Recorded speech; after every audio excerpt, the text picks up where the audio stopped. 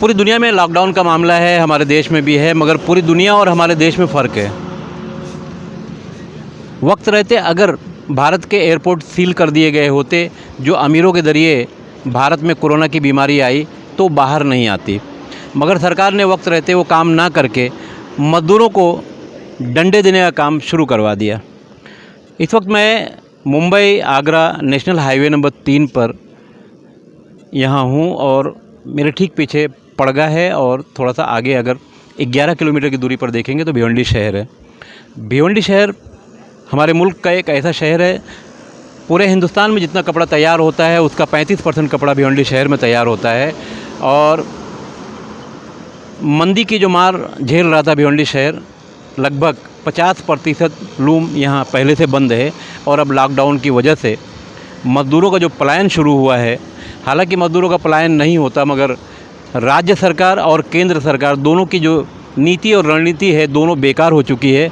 इसलिए मजबूरन मज़दूर भिवंडी से या मुंबई के और जो दूसरे इलाके हैं वहाँ से पैदल अपने गांव, चाहे वो उत्तर प्रदेश हो, बिहार हो या अदर कोई स्टेट हो, वहाँ पैदल जाने को तैयार है।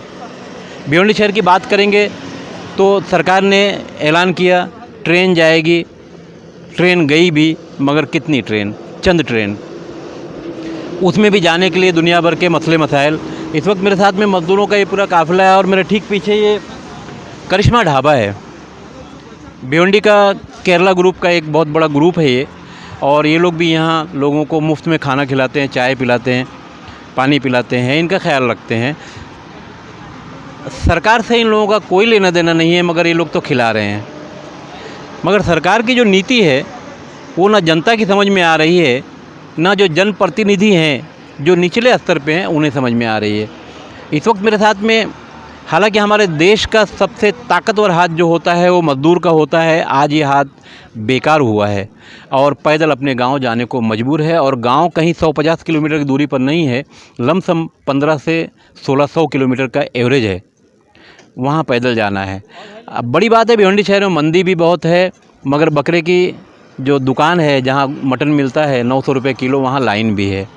सरकार ने शराब की जो अभी नीति थोड़ा सा बदली तो लोगों ने एक बॉटल शराब लेने के लिए 200 रुपया दे के लोगों को लाइन में लगवाया।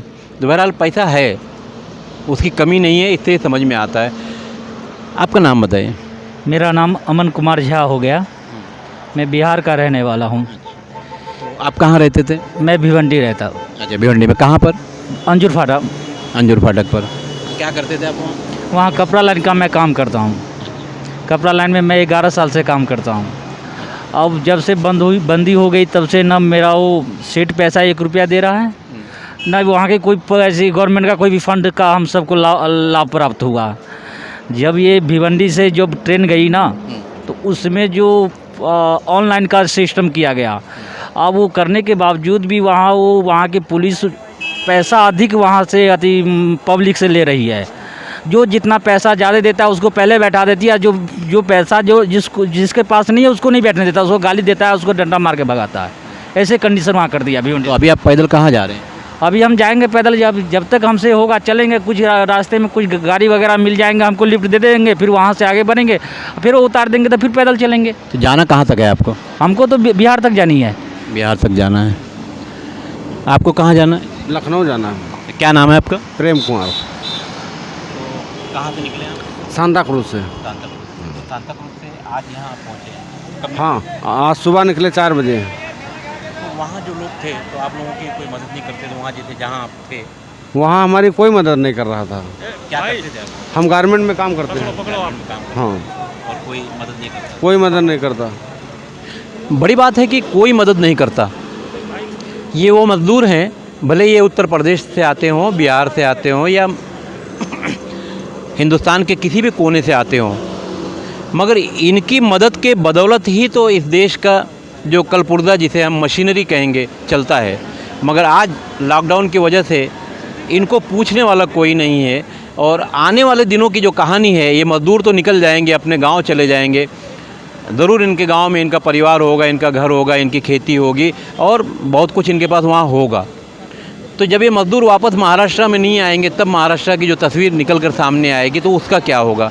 मशीनें सड़ जाएंगी, कारखाने बंद पड़े रहेंगे, चोरियां बढ़ेंगी, तो उसकी जिम्मेदारी किसकी होगी? कहीं ना कहीं राज्य सरकार और केंद्र सरकार महाराष्ट्र से मजदूरों का पलायन रोकने में पूरी तरह से नाकाम रही है। मैं अपने सहयोगी सलमान मेमन के साथ खान फ़ख्र आलम।